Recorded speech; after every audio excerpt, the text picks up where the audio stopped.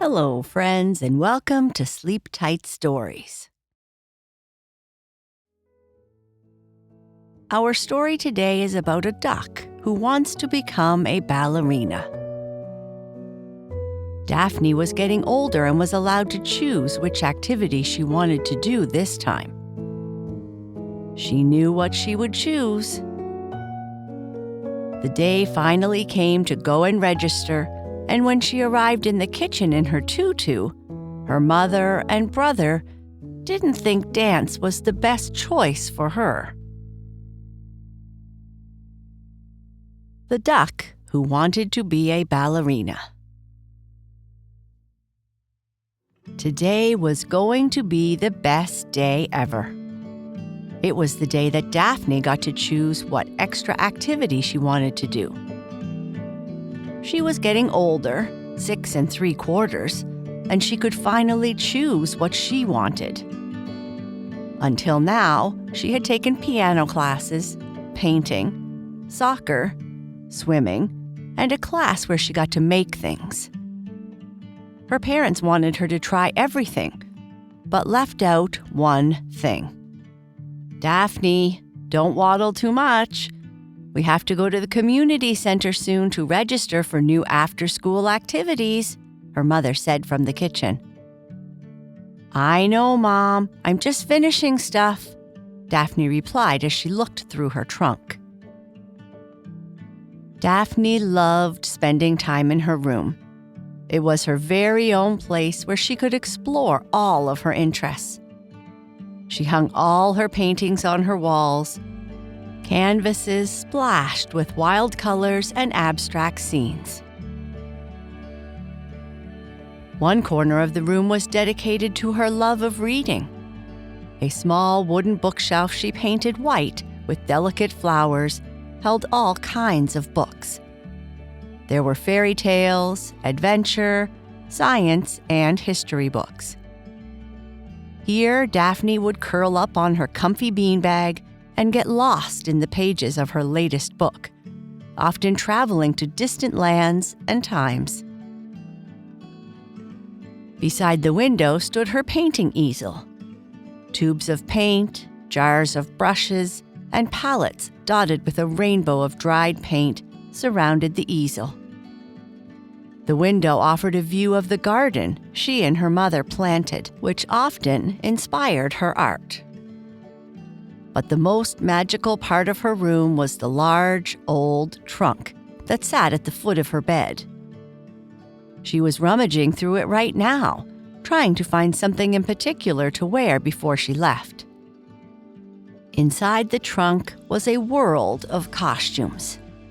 Dresses, capes, and hats with ribbons and feathers.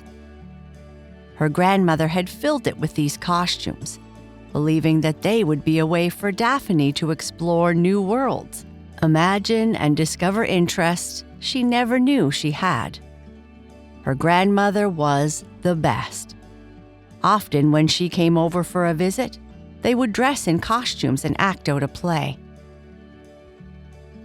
Daphne's bedroom was where her imagination came to life, where she could be a painter, a reader, a dreamer, and with the help of her grandmother's trunk, anything she wished to be.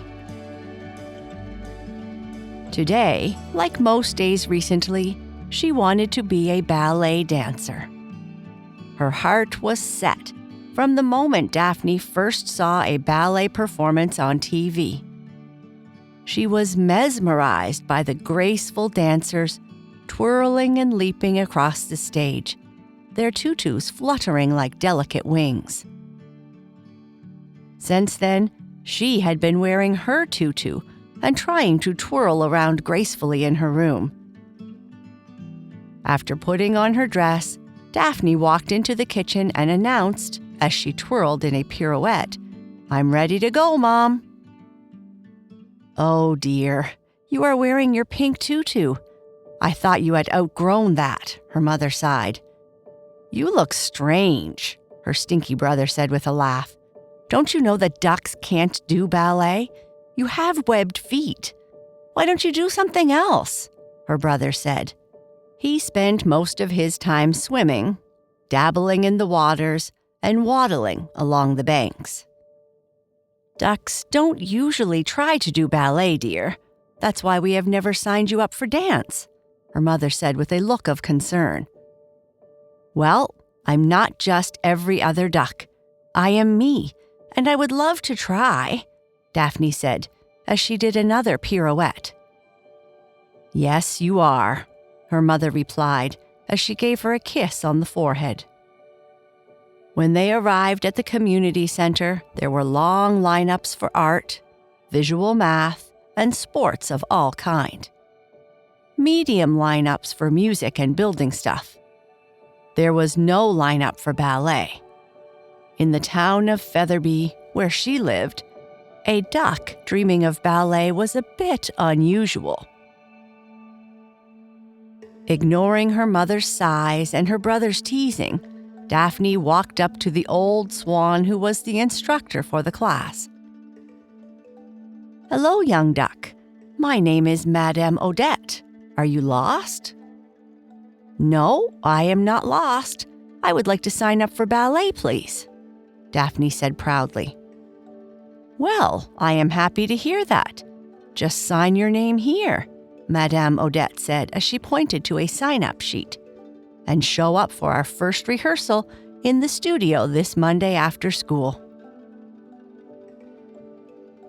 That day at school, Daphne was so excited she could hardly sit in her seat. She just wanted to dance around the classroom all day, not sit and talk about science. She liked science a lot, but ballet was her passion now.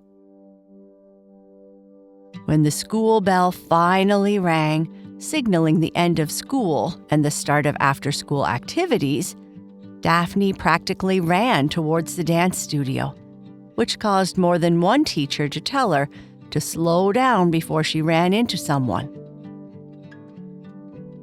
The studio, a wide open space with mirrors lining the walls, was already busy with other young ballet students warming up. There were cranes, herons, and albatrosses, but Daphne was the only duck. There wasn't even a Canada goose. Daphne's entrance drew curious glances. Her webbed feet were an unusual sight in a ballet class. With butterflies in her tummy, she took her place at the bar. Madame Odette, with her elegant posture and warm smile, welcomed Daphne. Ah, our new budding ballerina. Welcome, Daphne, she said, her voice as soft as silk. Daphne felt excited to begin. The class began with simple stretches and warm-up exercises. Despite her enthusiasm, Daphne struggled to keep up with the other students, who seemed to move with effortless grace. She realized that ballet required not just passion, but also discipline and precision. Madame Odette moved through the class, offering gentle corrections and encouragement. When she reached Daphne, she offered a kind smile.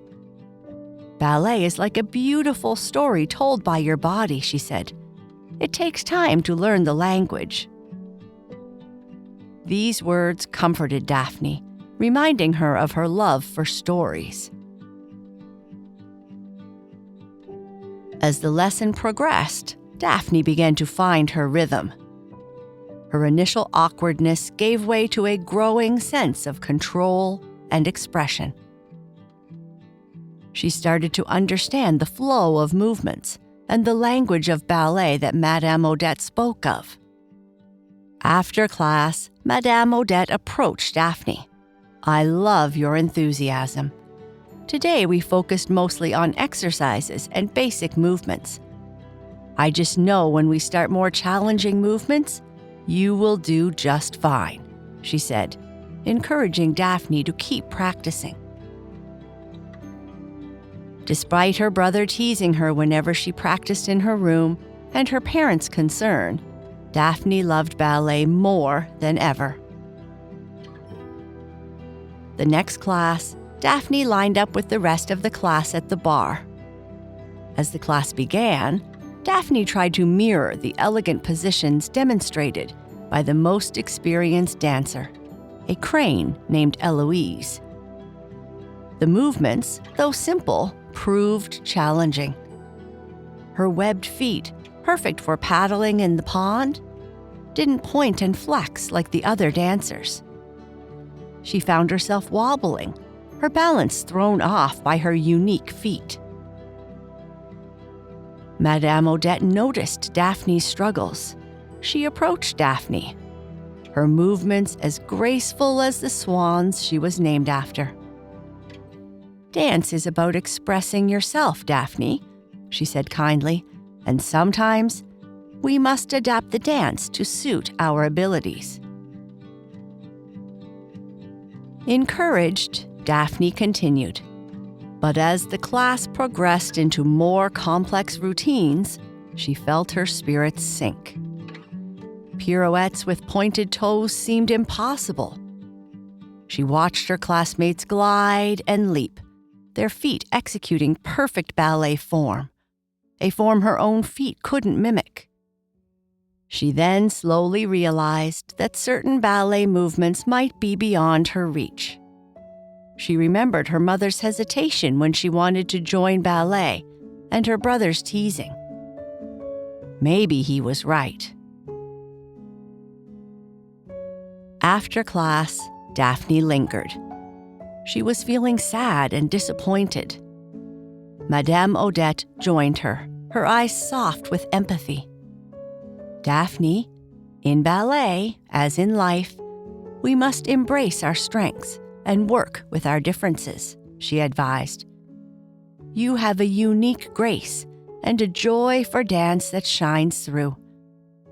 We can find a way to bring that out in a way that suits you."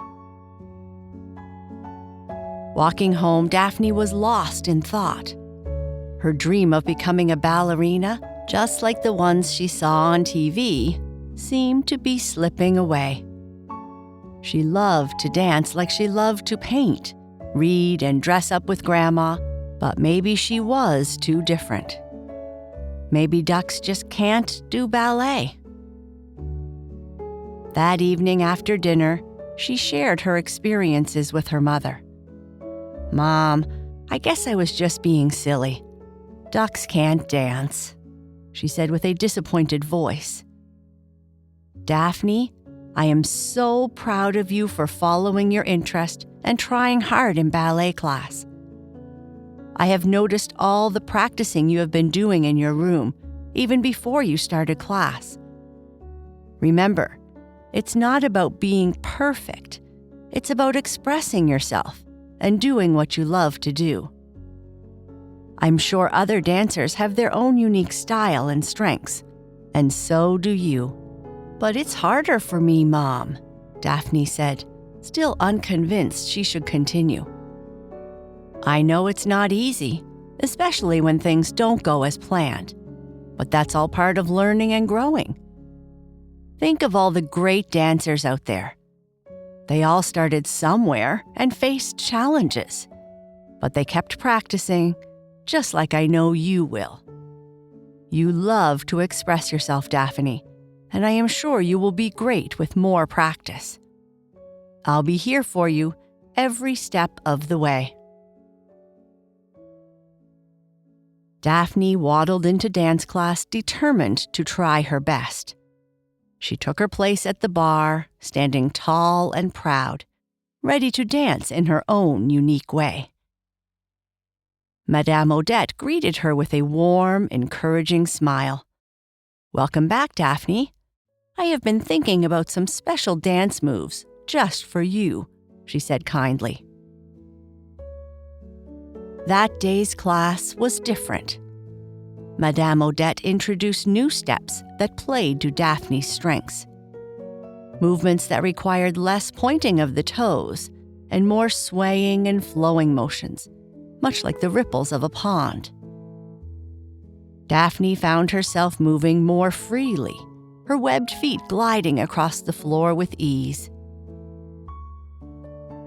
Madame Odette encouraged her, and as the class progressed, Daphne's confidence grew. She realized ballet was about expression and emotion, and she had plenty of both. With each turn and sway, she let her love for dance shine through, and her classmates watched in admiration. At the end of class, Daphne felt really good about herself.